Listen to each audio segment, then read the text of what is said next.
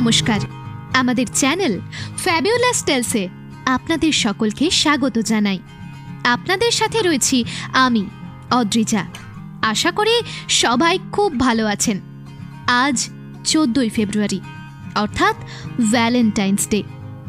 দীর্ঘ প্রায় 1 বছর আমরা কোনো রোম্যান্টিক গল্প সেইভাবে করে উঠতে পারিনি। তার জন্য আমরা ক্ষমা প্রার্থী, তবে আর নয়।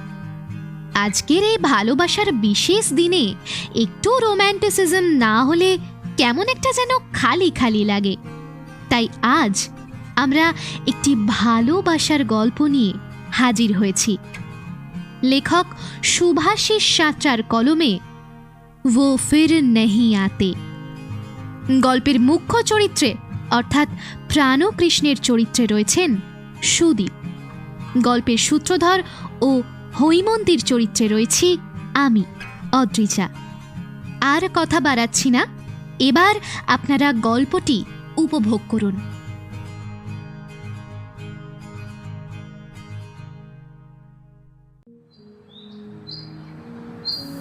ধীরে ধীরে সূর্যের গোলাপি আভা শহরের ক্যানভাসে তার সবটুকু রং মুছতে মুছতে মুখ লুকাচ্ছে পশ্চিম প্রান্তে। সন্ধ্যা নামছে শহরের বুকে। সন্ধ্যা নামলে এই ছোট্ট মফস্বলী ঘাটে ভিড় বাড়তে থাকে। সকালের ইঁদুর দৌড়ে গলদঘর্ম অবস্থার পর অফিস ফিরতি ও কলেজ ফিরতি ছেলেমেয়ের দল গঙ্গার ঘাটে এসে উপস্থিত হয়। মা গঙ্গার শীতল হাওয়ায় নিজের মন প্রাণ জুড়িয়ে নিতে। অবসরের পর প্রত্যহ নিয়ম করে প্রাণকৃষ্ণ মজুমদারও উপস্থিত হন কলেজ ঘাট নামে পরিচিত পার্কের আদল নেওয়া এই গঙ্গার ঘাটে। তার কিছু অসমবয়সী বন্ধুদের সঙ্গে আড্ডা জমান প্রাণ খুলে। ছেলে ছোকরাদের কাছে তার আড্ডা প্রিয় মনোভাব আর গুছিয়ে গল্প বলার জন্য বিশেষ সমাদৃত তিনি। মাঝে মাঝে মন ভোলানো হাসি হেসে বলেন, এই শেষ বয়সে একা মানুষের তো আর কিছু জমানো নেই, তাই আড্ডাই জমাই। হ্যাঁ, কি বলো? আড্ডায় আসার পর থেকেই প্রাণকৃষ্ণবাবু লক্ষ্য করলেন আজ আড্ডার মেজাজ কেমন থমথমে, প্রাণহীন। রিতেশ, রাহুল, অর্ক, আকাশদের মুখ কেমন যেন গম্ভীর হয়ে আছে। বিশেষত অর্ক, যে পুরো আড্ডাটাকে মাতিয়ে রাখে, তার মুখ আজ এমন শুকনো পাংশু লাগছে কেন? বেশ খানিকক্ষণ চুপ করে থেকে নীরবতা ভাঙেন প্রাণকৃষ্ণবাবু। কি ব্যাপার মাস্কেটিয়ার্স, আজ তো আবহাওয়া দপ্তরে কাল বৈশাখীর কোনো পূর্বাভাস শুনিনি, তাহলে তোমাদের মুখে মেঘের ঘন ঘটা কেন? প্রথমে মুখ খোলে আকাশ। দেখুন না প্রাণদা, অর্ক শহর ছেড়ে চলে যাবে বলছে। শুধু শহর নয়, দেশ ছেড়েই নাকি চলে যাবে, আর ফিরবে না। এই অর্ক একদিন বলেছিল সে নিজের দেশকে এতটাই ভালোবাসে যে কোটি টাকা অফার পেলেও নিজের দেশ ছাড়বে না। রাহুল এক নিঃশ্বাসে বলে ওঠে, ও এই ব্যাপার, নিশ্চয়ই ভালো কোনো অফার পেয়েছে, নইলে অর্ক তো ছেড়ে যেত না, তাই না? আমাদের সকলকেই তো একটা সময় নিজের শেকড় ছেড়ে বেরোতেই হয়। অর্ক এতক্ষণ চুপ ছিল, হঠাৎই সে নড়ে চড়ে ওঠে। তোদের এই জন্যই ভেবেছিলাম আমার যাওয়ার কয়েক ঘন্টা আগে জানাবো, এই জন্যই আমি আজ আড্ডায় আসতেও চাইনি। হ্যাঁ, আমি মিষ্টির জন্য নয়, নিজের জন্যই ছেড়ে চলে যেতে চাইছি আমার প্রিয় সব কিছু, যেখানে যেখানে মিষ্টির স্মৃতি জড়িয়ে রয়েছে। দেখলেন প্রাণদা, তার মানে আমি ঠিকই ধরেছিলাম, ওই মেয়েটার জন্যই ও এমন সিদ্ধান্ত নিয়েছে। ছেড়ে যাব বললেই কি সব ছেড়ে যাওয়া যায়? সত্যিই কি বন্ধনের জাল ছিন্ন করা এত সোজা? আর আর তুমি এই শহর ছেড়ে চলে গেলে মিষ্টিকে আর মিস করবে না, সেটা সেটা নিশ্চিত হয়েছ কিভাবে বলো তো? আপনি বুঝবেন না প্রাণদা, আপনি অকৃতদার মানুষ। আমি কেন এসব জটিল সমীকরণ ছেড়ে দূরে সরে যেতে চাইছি আপনাকে বোঝাতে পারবো না। রিতেশ বিদ্রোহ করে ওঠে। এমন একজন বয়োজ্যেষ্ঠ মানুষকে তুই এসব কি বলছিস অর্ক? তোর কি মাথা টাথা একদম গেছে নাকি? ওসব কিছু নয় রিতেশ, আসলে আসলে ওর মেজাজটা ঠিক নেই। সরি প্রাণদা, আমি এইভাবে বলতে চাইনি। আমি সবই বুঝি বাবা, বিরহ যন্ত্রণা যে কি সাংঘাতিক তা আমার চেয়ে ভালো আর কে বুঝবে বলো? তার মানে? আচ্ছা অর্ক, তোমাদের কি মনে হয় বলো তো, আমি বিয়ে করিনি বলে কাউকে ভালোবাসিনি কোনোদিনও? রিতেশ, রাহুল, অর্কদের মুখ হাঁ হয়ে যায়। প্রাণকৃষ্ণবাবু বয়সে তাদের কাকা হলেও তার দিল খোলা স্বভাবের জন্য তাকে সবাই দাদা বলেই ডাকে, প্রাণদা। বরাবর জেনে এসেছে তাদের প্রাণদার এই তিন দুনিয়ায় কেউই বেঁচে নেই। সেই লোকটা নাকি কাউকে ভালোবাসতো। তাদের অবাক করা চোখ মুখ দেখে মিটিমিটি হাসেন প্রাণকৃষ্ণবাবু, তারপর বলে ওঠেন, বুঝলে ভাইরা, এই স্বার্থন্বেষী দ্রুতগামী দুনিয়ায় সব কিছুরই এক্সপায়ারি ডেট হয় না কেবল ভালোবাসার। হতে পারে তুমি যাকে ভালোবাসো সে তোমার হলো না, তোমার ভালোবাসা পূর্ণতা পেল না, কিন্তু তাই বলে ভালোবাসা কি শেষ হয়ে যায়?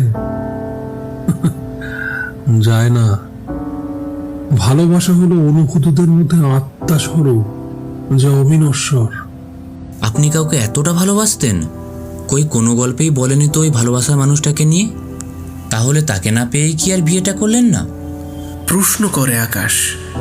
ততক্ষণে প্রাণকৃষ্ণবাবু তাকিয়েছেন দূরে জোনাকির মতো মিটমিটে হয়ে জ্বলতে থাকা একটা আলোক বিন্দুর দিকে। একটি ডিঙি নৌকা অন্ধকার কেটে বাড়তে থাকা গঙ্গার জলরাশি কেটে এগিয়ে চলেছে নিজ গন্তব্যে। কি দেখছেন দাদা? ওটা তো একটা নৌকা। আমাদের জীবনটাও ওই ডিঙি নৌকার মতোই, বুঝলে অর্ক? জীবন প্রবাহে আমরা নিজেদের ভাসিয়ে দিই, মাঝে মাঝে সম্পর্ক নামে ঢেউ এসে ভিজিয়ে দেয় আমাদের সব ক্লান্তিকে।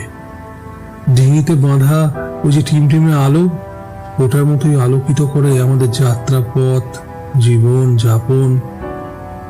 কখনো ঝড় ওঠে, নিভিয়ে দেয় আমাদের ভালোবাসার প্রদীপকে। আমরা দিক ভুল করি, গন্তব্যে পৌঁছানোটা আর হয়ে ওঠে না। অর্ক উৎসাহী দৃষ্টিতে তাকায় প্রাণদার দিকে। রিতেশ, আকাশরাও চারপাশে গোল হয়ে বসে। প্রাণদা বুঝতে পারেন আমরা গল্পটা শুনতে কতটা উৎসুক। তিনি বলতে শুরু করেন, জানো, ছেলেবেলায় বাবা মাকে হারিয়ে আমার শৈশব কৈশোরের প্রায় পুরোটাই কেটেছে মামার বাড়িতে। মামা আমাকে অযত্নে না রাখলেও স্নেহ ভালোবাসার ঝাঁপি আমার কাছে বন্ধই রেখেছিলেন। তা আমি যখন কলেজে উঠলাম তখন বিকম অনার্স নিয়ে ভর্তি হলাম কলকাতায়। ঠিক করলাম নিজের হাত খরচ, মেস খরচের জন্য মামার বাড়িতে আর যাব না। শুরু করলাম টিউশন। আমার প্রথম টিউশনে জুটেছিল ঢাকুরিয়ায়, একটা নামজাদা ইংলিশ মিডিয়াম স্কুলের নবম শ্রেণীর ছাত্রী। আমাকে বিজ্ঞান বিভাগ পড়াতে হতো। ওদের বাড়ির নাম ছিল সেন বেলা। সপ্তাহে দুদিন প্রায় ঘন্টা চারেকের জন্য আস্তানা গাড়তাম এই বাড়িতে। আমার শুষ্ক হয়ে যাওয়া হৃদয় মরুভূমিতে অনুভূতির ফুল ফুটিয়ে দিয়েছিল এই বাড়িটা। জানো, বলা ভালো এই বাড়ির মেয়েটা। গ্রীষ্মের প্রচন্ড দাবদাহের পর প্রথম বৃষ্টির মতো আমার জীবনে এসেছিল হৈমন্তী। সম্পর্কে আমার ছাত্রী দিদি। ভালোবেসে আমি হৈম বলে ডাকতাম। হৈমকে দেখার পর আমার রুক্ষ হয়ে যাওয়ার হৃদয় টানেলে শুনতে পেয়েছিলাম ছলাৎ ছলাৎ আওয়াজ, ঝর্ণার মতো হাসি, আর সদ্য ফুটে ওঠা পদ্ম ফুলের মতো চোখগুলোকে নিজের হাতিয়ার বানিয়ে আমার জীবন স্নেহ আর ভালোবাসায় ভরে তুলেছিল হৈম। কলেজের ক্লাস শেষ করে এক কাপ গরম চা আর সস্তার টোস্ট খেয়ে যখন বাড়তে থাকা খিদের হাঁক ডাক উপেক্ষা করে হাঁপাতে হাঁপাতে পৌঁছতাম সেন বিলায়, মা অন্নপূর্ণার মতো হৈম উজাড় করে দিত অমৃতের মতো খাবারের ভাণ্ডার। ঠিক যেমন আবহাওয়ার পূর্বাভাসের খোঁজ দেয় মৌসুম বিভাগ, তেমনি আমার মন খারাপের খোঁজ নিত হৈম। ধীরে ধীরে বুঝেছিলাম হৈম আমাকে কেবল অভিভাবক বা শিক্ষকের সম্পর্কে আবদ্ধ রাখতে চাইছে না, সমস্ত বাধা, সমস্ত শেকল ত্যাগ করে আমার কাছে নিজেকে মেলে ধরছে। আমি যখন পড়াতাম, পর্দার আড়াল থেকে দেখতে পেতাম কোনো প্রাচীন ভাস্কর্যের মতো তার দেবী মূর্তি। মাইনের খামের সঙ্গে আবিষ্কার করতাম পাহাড়ি ঝর্ণার মতো তার গোপন লেখা চিঠি। আমিও বেশি দিন এই অমোঘ আহ্বান প্রত্যাখ্যান করতে পারলাম না। প্রেমে পড়লাম, এক নিখাদ নিষ্পাপ প্রেম।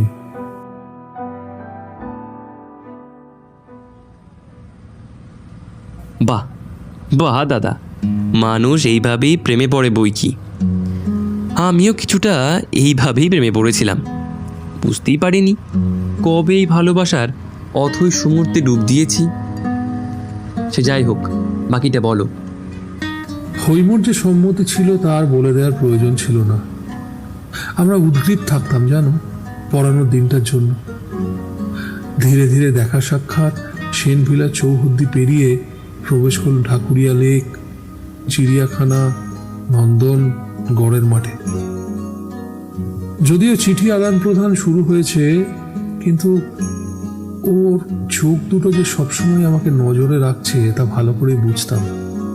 তবে তখনও ওই যাকে বলে সরাসরি প্রেম বিনিময়, তোমাদের এই প্রজন্মের আই লাভ ইউ টু, এই ব্যাপারটা আমাদের মধ্যে ঘটেনি।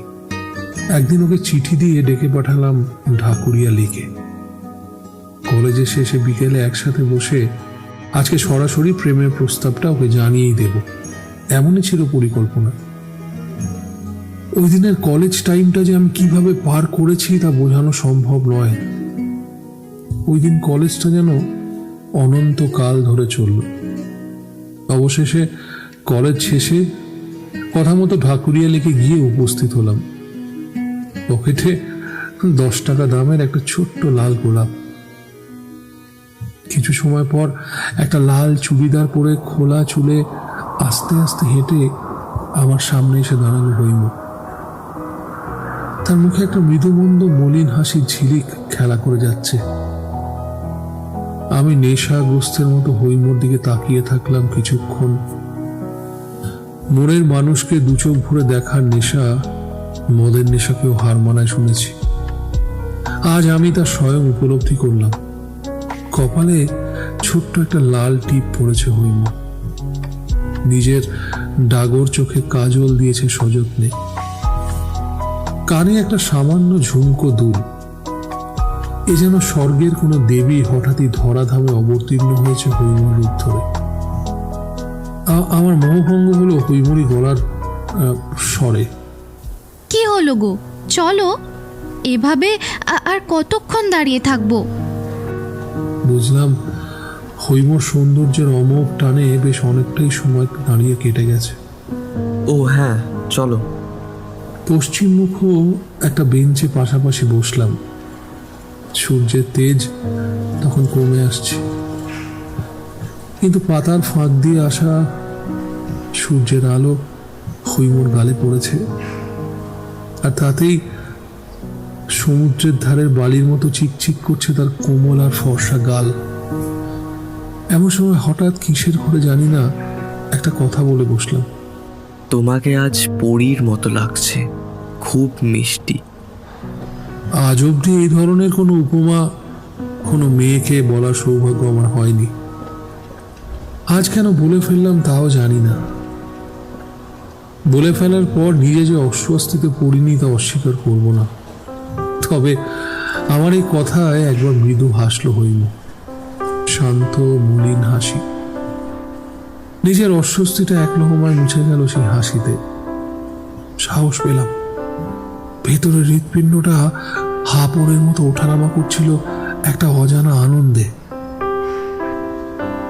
একসময় হঠাৎ মৃদুস্বরে হৈম বলল, কিছু বলবে? আমি কুবেচারা অসহায় ছেলের মতো ইতিবাচক ঘাড় নাড়লাম। তো বলো। আবারও একটা দুঃসাহসিক কাজ করে বসলাম। হৈমর নরম তুলোর মতো হাতটা আমি নিজের হাতের তালুর উপরে টেনে নিলাম। তখন যে আমার কি অবস্থা হয়েছিল তা ভাষায় প্রকাশ করা সম্ভব নয়। তারপর হৈম খুব যত্নে নিজের হাতটা আমার তালুর ওপর লাগলো, বাধা দিল না। ও সেই ঠান্ডা হাতের স্পর্শে আমার শরীরটা কেমন শিহরিত হয়ে উঠল। তারপরে হঠাৎই আমার আঙুলে একটা হালকা চিমটি কাটলো মেয়েটা। খোলা ইলেকট্রিকের তারে হাত রাখলাম মনে হলো। তার সাথে এই চিমটিটা যে তার জীবনে প্রবেশের আমার সম্মতিপত্র তা বুঝতে খুব একটা অসুবিধা হলো না। আমিও তার আঙুলে হালকা একটা চিমটি কাটলাম। হৈম খিলখিলিয়ে হেসে উঠল।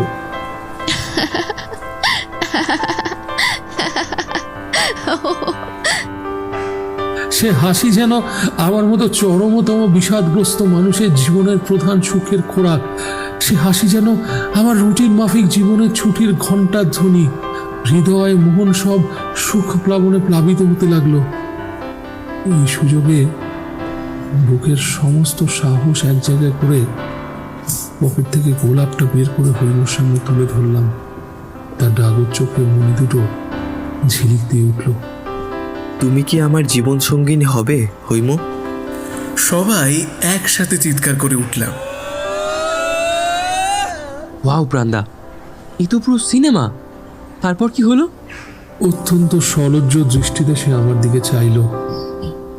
সম্ভ্রমে আমার হাতের গোলাপটা নিজে হাতে তুলে নিয়ে হ্যাঁ বলল।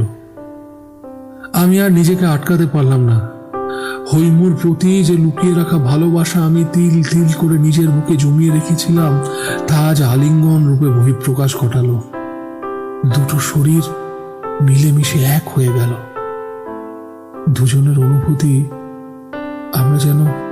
আমরা যেন সেই আলিঙ্গনের মাধ্যমে আদান প্রদান করলাম।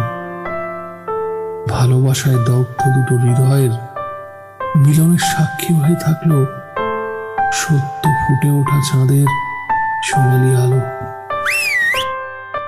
মিনিট খানেক পরে নিজেকে আলিঙ্গন মুক্ত করলাম। এই একটা মিনিট আমার কাছে স্বর্গ ভ্রমণের সমান ছিল। তখনও হৈমর হাত আমার হাতের উপর। আমি ধীরে ধীরে হাতটা সরিয়ে নিয়ে তার কাঁধে হাত রাখলাম। বাকিটা হৈমই করলো। সে নিজে থেকে তার মাথাটা এলিয়ে দিল আমার কাঁধে। সদ্য উন্মুক্ত সোনালি চাঁদের আলো এসে পড়েছে আমাদের মুখে। কি অসম্ভব সুন্দর লাগছে আমাদের পৃথিবী, এই বিশ্ব চরাচর। রং তুলে দিয়ে যেন কেউ খুব যত্ন করে একটা পোর্ট্রেট আঁকছে। আর সেই পোর্ট্রেটে শুধু স্থান পেয়েছে একজন প্রেমিক আর প্রেমিকা, আমি আর আমার হৈম। কাঁধে মাথা রাখা অবস্থাতেই হৈমকে জিজ্ঞেস করলাম, এখন তোমার কি মনে হচ্ছে হৈম? খুব ভালো লাগছে। মনে হচ্ছে মন খুলে একটা গান করি। হঠাৎই মনে পড়ে গেল হৈমর বোনকে পড়াতে গিয়ে কয়েকবার পাশের ঘর থেকে হৈমর রেওয়াজ আমার কানে এসেছে। তা করো, তুমি তো খুব সুন্দর গান গাও। তুমি কি করে জানলে? তোমার বোনকে পড়াতে যেয়ে আমি শুনেছি। করো না হৈম, একটা গান প্লিজ। আচ্ছা বাবা, করছি।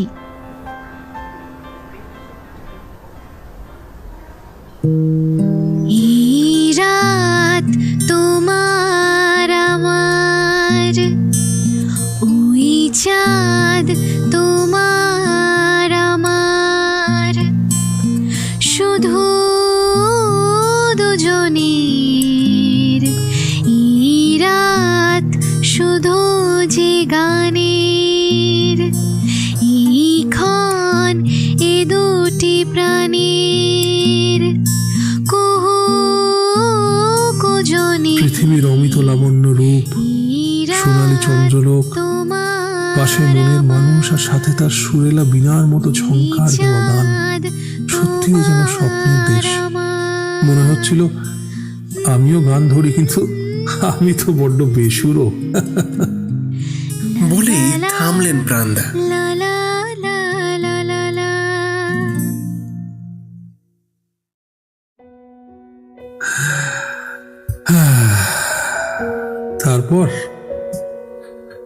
তারপর ওই কয়েকটা দিন আমার কাছে ছিল স্বর্গের নন্দন কাননে ভ্রমণের মতো। তবে তবে আমার কপাল তো, আমার এই সূর্যের তাপে পোড়া কপালে বেশি দিন এই চাঁদের আলোর ঠান্ডা সহ্য হলো না। ওই যে একটা কথা আছে না, সুখ কখনো চিরস্থায়ী হয় না।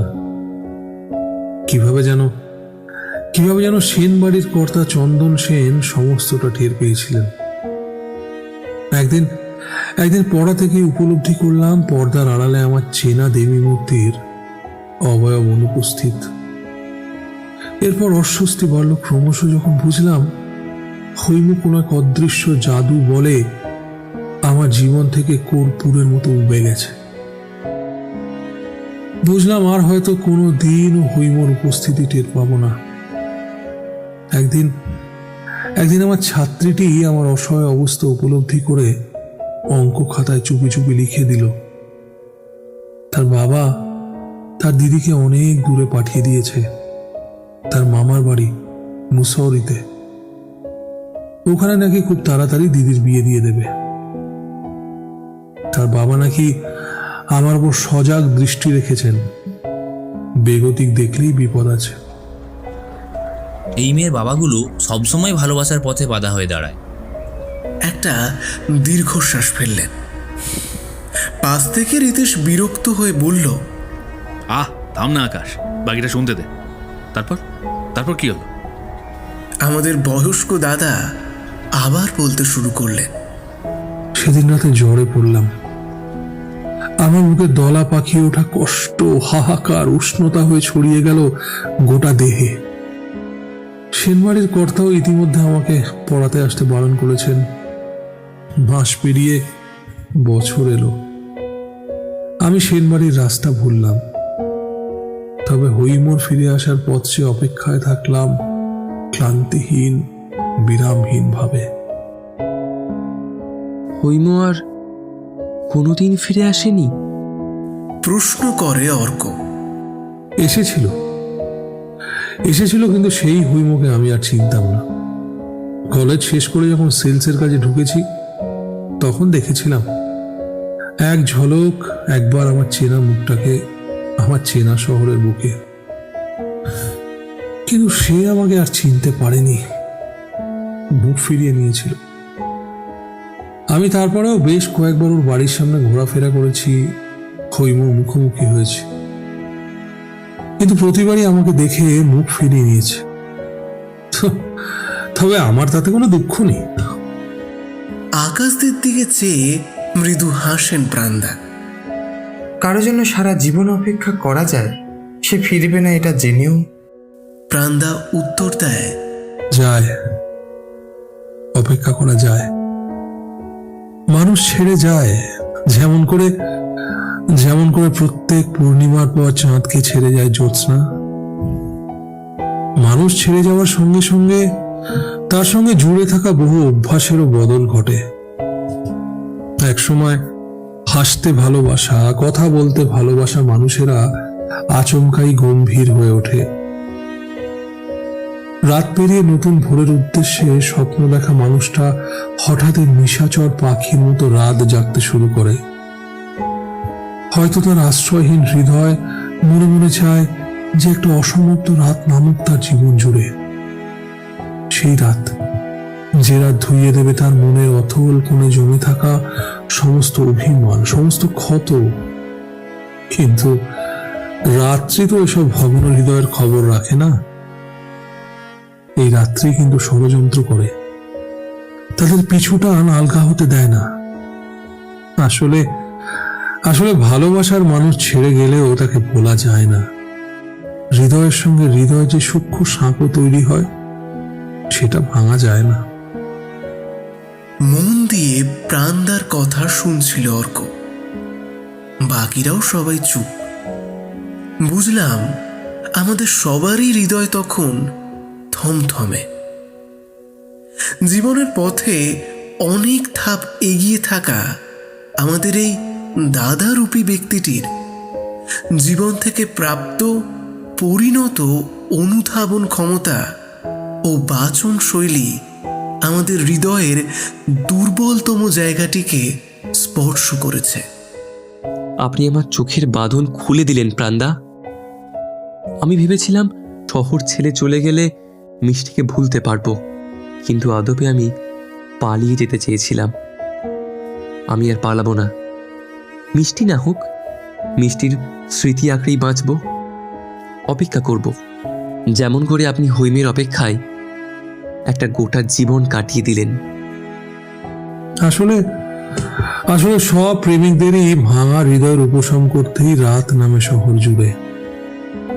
রাত নামে গঙ্গার ঘাট পেরিয়ে ছোট্ট ফ্ল্যাট বাড়ির জানলার কার্নিশ পেয়ে ছেড়ে চলে যায় যারা, মন ভুলতে চায় যাদের, হঠাৎ করেই তাদের মুখগুলো মনে করিয়ে দেয়। জ্যোৎস্নার নীলব স্বচ্ছ আলো জানলার কাঁচ ভেদ করে হাতছানি দিয়ে ডাকে। মনে অনেক কল্পনার ডানা মেলতে থাকে। কেউ যেন মনের অবচেতন কোণে ঘা দিতে থাকে, বলতে থাকে, জ্যোৎস্না তো ঠিক চাঁদের কাছে আবার ফিরে আসে। তুই যার অপেক্ষায়, সেও ঠিক ফিরবে, কিন্তু সেই অপেক্ষা চলতে থাকে অনন্তকাল। যে চলে যায় সে আর ফিরে আসে না চেনা পথ ধরে। তবুও তার স্পর্শ আমাদের হাতের ছোঁয়ায় লেগে থাকে, যেমন আকাশের বুকে লেপ্টে থাকে ভেজা মেঘ। মনে হচ্ছিল এ কি অদ্ভুত উপলব্ধি নিয়ে বেঁচে আছে মানুষটা। একটা ভ্রান্ত ধারণা নিয়ে মানুষ কিভাবে এত আশাবাদী হয়ে জীবন কাটাতে পারে, অথচ মানুষটাকে দেখলে বোঝার উপায় নেই বুকের মধ্যে এত কষ্ট চেপে রেখেছেন তিনি। কি অদ্ভুত জীবন শক্তি ও প্রাণোচ্ছল মানুষ এই প্রাণকৃষ্ণ মজুমদার। পাশের সবার দিকে মুখ ফিরে তাকালাম। অর্ক চোখের কোণাটা হালকা চিকচিক করছে। বুঝলাম প্রাণদার মুখে এই অদ্ভুত জীবনবোধের কথা শুনে চোখটা ভিজিয়ে ফেলেছে বেচারি। সময় বয়ে চলে নিজের মতো। আমরা চুপ করে থাকি, কোনো কথা নেই। একটা মিষ্টি চাঁদের আলো সমস্ত অন্ধকারকে ধুয়ে মুছে সাফ করে দিচ্ছে। পৃথিবী সুন্দর, তার চেয়েও সুন্দর প্রাণদার মতো মানুষের জীবনবোধের কাহিনী। দূরে চায়ের দোকানে ঝাঁপ ফেলার তোড়জোড় শুরু করে। তার ভাঙা রেডিওতে বেজে ওঠে কিশোরজির গাওয়া জনপ্রিয় একটি গান, যা এই পরিস্থিতিতে কাকতালীয়ভাবে বড্ড মানানসই। उम्र भर चाहे कोई पुकारा करे उनका नाम। অদ্ভুতভাবে গানটা কিশোরজির গলায় বাজলেও আমরা যেন শুনতে পেলাম প্রাণদার গলায়। আসলে গানটা শুনে নিজেই গুনগুনি উঠল প্রাণদা। सफर में गुजर जाते हैं जो मकान, वो फिर नहीं आते, वो फिर नहीं आते।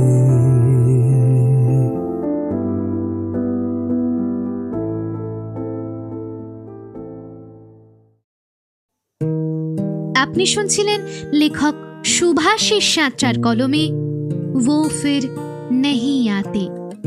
আজ আজকের গল্প পাঠে ছিল শুভায়ন, রাহুল ও আকাশের চরিত্রে দেবরঞ্জন, অন্যান্য চরিত্রে অতনু, নীল ও প্রহ্লাদ। সাউন্ড এডিটিং ও মার্জিংয়ে নীলাঞ্জন ও রাজ।